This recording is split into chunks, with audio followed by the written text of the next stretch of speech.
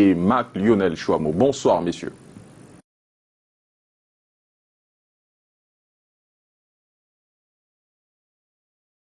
Bonsoir Alain Ghislain Kanga, bonsoir le Cameroun. Nous sommes toujours au pied de l'hôtel Banyantri de Doha. C'est la tanière des lions indomptables du Cameroun. Le Cameroun est toujours en vie dans ce mondial au Qatar.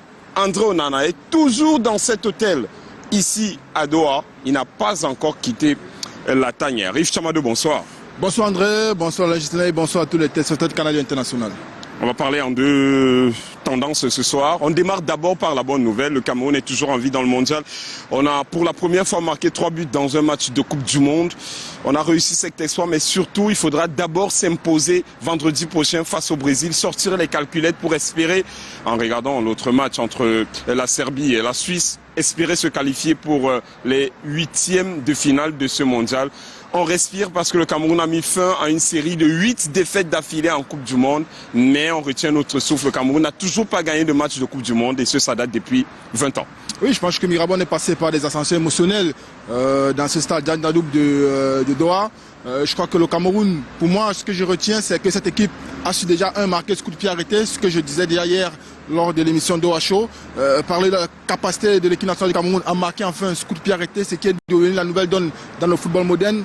La deuxième chose, c'est le fait d'avoir marqué 3 buts. Je pense que le fait de marquer 3 buts démontre que cette équipe du Cameroun peut marquer. Elle a la capacité à pouvoir, elle a des arguments offensifs et elle a fait valoir ça dans ce match face à la Serbie. Ensuite, il y a les coachs payants. Il faut le reconnaître quand même que le fait que Rigobert Song fasse entrer à Vincent Bakar et qu'il fasse sortir un milieu de terrain, ça montre le courage qu'il a eu de passer d'un milieu de 3 à 2 et d'avoir plutôt 2 attaquants ayant créé un surnombre sur le plan offensif. Et on a vu le résultat avec ces 3 buts. Donc je pense que c'est les éléments dont il faut reconnaître à l'actif de l'entraîneur et aussi sur le plan de l'état d'esprit. Je pense que le groupe du Cameroun n'a pas cessé d'être quand même solide. On a vu que les joueurs étaient pratiquement à genoux, mais ils ont continué à maintenir le cap des efforts malgré le fait que l'équipe serbe continuait toujours à mettre sous pression notre défense. Je pense que c'est les éléments qu'il faut reconnaître et je pense que c'est dessus qu'on peut s'appuyer pour parer un match aussi important que celui-ci face au Brésil. Mais personne n'a oublié ce qui s'est passé entre 9h ce matin et actuellement. Tout simplement, c'est l'affaire André Onana. On va un peu vous raconter ce qui s'est passé ces dernières heures, ces derniers jours dans la tanière des lions indomptables du Cameroun. Tout a commencé au lendemain de la défaite 0 but contre 1 face à la Suisse. Séance d'entraînement, André Onana, petite altercation avec le coach. Pourquoi? Le coach Rigobert Song, il faut le préciser. Pourquoi? Rigobert Song reproche à André Onana ses relances au milieu de terrain et estime que peut-être c'est à l'origine des difficultés de notre milieu de terrain qui perd souvent facilement les ballons. Les voix s'élèvent entre Rigobert Song et André Onana, le gardien de l'Inter de Milan. Juste derrière, le sélectionneur-manager n'apprécie pas le comportement du gardien de but des Lions indomptables du Cameroun. Il est mis à l'écart. Il n'a pas assisté à la séance d'entraînement hier, juste pour les photos. Il était là lors des 15 premières minutes pour la presse. Mais derrière, André Passy était déjà informé que c'est lui qui sera titulaire ce matin lors du match entre le Cameroun et la Serbie. Entre-temps, André Onana n'a plus les tenues vert, rouge et jaune. Il s'habille désormais en tenue de ville dans la tanière des Lions indomptables. Il a reçu son billet d'avion pour le retour au Cameroun, mais avec des conseils de famille et même son conseil juridique, il leur a été demandé d'attendre un communiqué officiel de la Fédération camerounaise de football avant de quitter la tanière. Parce que normalement, s'il quitte comme ça, les appréciations du public, on pourrait croire qu'André Onana a abandonné ses coéquipiers au front. Il faut bien une communication officielle qui exclut, entre guillemets, André Onana de la sélection des Lions indomptables du Cameroun. C'est ce que le gardien de but formé à la Fundesport attend pour le moment dans cet hôtel, le Banyantri de Doha. Attend cette communication officielle avant de quitter la tanière. Mais pour l'instant, si vous voyez Onana dans les parages, il n'a plus les tenues officielles One All Sport. Yves Chamadou, on attendait tout pour ce mondial, mais là, comme d'habitude, le Cameroun sort de l'ordinaire, une information qui va peut-être nous sortir de la compétition. Oui, c'est vrai que Mirabeau, on attend ce communiqué officiel pour officialiser en quelque sorte le départ d'André de cette sélection. C'est vrai que c'est un tout petit peu déplorable. D'un côté, on se dit qu'on ne peut pas fonctionner dans un groupe d'impunité où on se permet de n'importe quoi. L'autre côté, on se dit... Il faut préciser que la décision est venue de la haute hiérarchie de la Fédération camerounaise de football, à l'instar de Samuel Eto'o, qui a décidé qu'André Onana, formé à la Fundesport, il faut le préciser, est exclu de la tanière. Oui, parce qu'après l'altercation avec Rigobert sur la séance d'entraînement, l'information est remontée au niveau du président de la Fédération camerounaise de football, qui a pris acte, qui en a décidé de ce départ du gardien André Onana. Maintenant, André Mirabeau, comment est-ce que ça se passera sur le plan du vestiaire? On connaît sa position dans le vestiaire, on connaît son caractère de leader. C'est vrai qu'on a vu le Cameroun déjà jouer aujourd'hui sans lui. On a vu une équipe qui a pu maintenir le cap, qui a été prêt mentalement, qui ne s'est pas senti un tout petit peu fragile. Mais de toute façon, c'est une décision qu'on pourra, de fil en aiguille, investiguer là-dessus, essayer d'analyser. Mais pour le moment, ce qui est clair, c'est qu'André Onana partira du Qatar via un billet d'avion remis par la Fédération camerounaise de football, de par cette décision prise par le président de la Fédération camerounaise de football.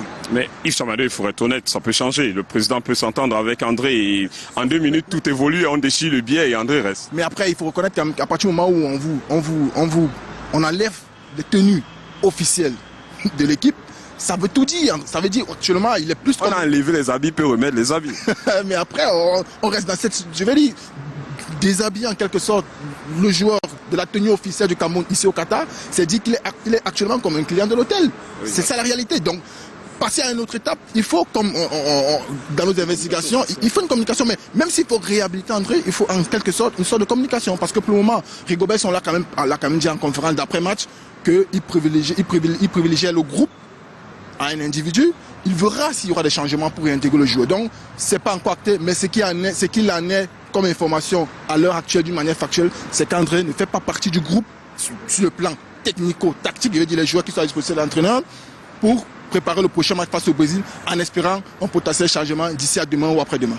On aurait bien aimé parler pendant 10 minutes du prochain match face au Brésil, un classique dans ce mondial, mais on préfère bien parler du cas André Onana. Il reste dans cet hôtel de Banyantri, mais jusqu'à quand, on ne sait pas. Alain Gislain, une question du côté de Douala?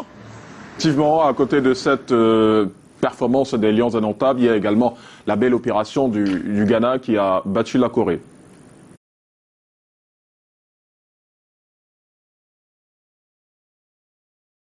Oui, justement, Yves Chamadou, le Ghana qui s'impose face à la Corée, l'Afrique qui, lors de cette deuxième journée de la phase de poule, a quand même marqué des points. On l'avait déjà vu hier avec le Maroc. Aujourd'hui, le Cameroun arrache un match nul de haute lutte. Le Ghana s'impose face à cette équipe de Corée et conserve ses chances de qualification. Va jouer une finale face à l'Uruguay lors de la dernière journée. On croise les doigts pour le continent. Oui, bien sûr. Je pense que s'il faut résumer un tout petit peu les performances africaines jusqu'ici, il n'y a que la Tunisie qui a perdu son match lors de cette deuxième journée qui concerne les sélections africaines à cette Coupe du Monde. Tout le reste, c'est soit une victoire, soit un match nul. Je pense que s'il faut s'arrêter sur ce groupe H constitué de l'Uruguay, la Corée du Sud, le Portugal et le Ghana, le Ghana fait quand même une très bonne note à travers cette victoire de 3-2 face à la Corée. Il faut reconnaître aussi que ça a été sur mental cette victoire parce que après les 2 premiers buts marqués par le Ghana, la Corée a pu revenir au score et puis le Ghana a trouvé les ressources pour pouvoir inscrire ce 3e but. Maintenant, ses chances de qualification pour le second tour. Sauf qu'il faudra jouer une finale lors de la 3e journée face à l'Uruguay pour obtenir ces 6 points qualificatifs automatiquement pour le second tour. Alain Gislain Kanga, le Cameroun retient son souffle et joue une finale ce vendredi ici du côté de Doha. Le Cameroun aura un peu plus de 72 heures de préparation pour ce match. Demain, session d'entraînement sous les coups de 17h, heure de Doha, 15h à Yaoundé.